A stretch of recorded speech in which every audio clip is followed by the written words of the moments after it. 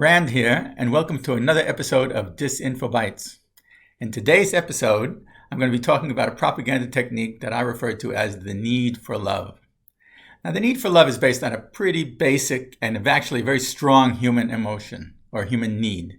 So this is the need to feel loved, the need for respect, the need for friendship, and the need to feel part of something larger than yourself, to be some part of an organization, a society, a family. So that's because the need is so strong and so fundamental, it makes it a really easy target for exploitation. Now, to see how that works, let's take an example. So suppose that you're trying to start a new movement. And not only are you trying to start a new movement, but you're intending to put yourself as the head of the movement and build a cult of personality around yourself. So that's your goal. So what are a few basic strategies you need to take in order to exploit this need for love? Well, for one thing, you want to make the members, individual members, feel that being a member of your movement is like being a member of an elite organization. So you want to make them really feel good about it. You want to make them feel respected. If they join you, they're going to be respected.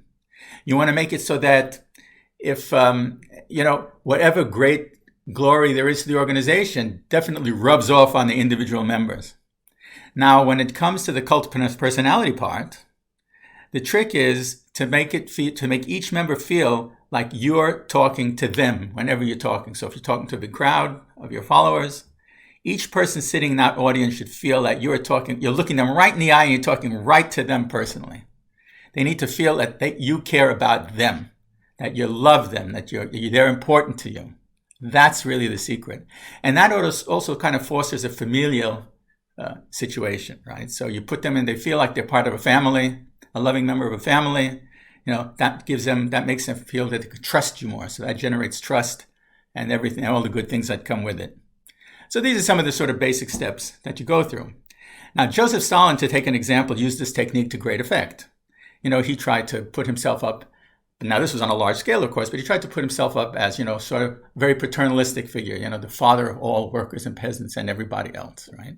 And you can see from actually the picture on this slide this is an old poster, an old Soviet poster, and you can see the caption. It says, "Thank you, dear Stalin, for a happy, happy, merry childhood." Now, that reminds me of an old Soviet joke. So to show you where this kind of thing could actually backfire a little bit if you're not careful. So the joke is Stalin is up there giving a speech. There's an old man standing in the back, and he's holding a sign that says, "Thank you, Stalin, for my happy childhood." Okay, so he's standing there happily holding the sign, and a KGB agent comes up to this guy. He says, "Hey, you're going to get yourself in trouble with that. Are you looking to make trouble?" So the old man says, "No, I don't understand. What do you mean?" He says, "Well, making fun of Stalin like that can get you arrested." So the guy looked at him really puzzled. The old man said, I'm not making fun of anybody. What do you mean?" So the KGB agent answers, "Listen, Stalin wasn't even born when you were a child." So the old man looked at him very sincerely and said, "Well, exactly." So that's it for me today. Thank you for listening, and I look forward to seeing you next time.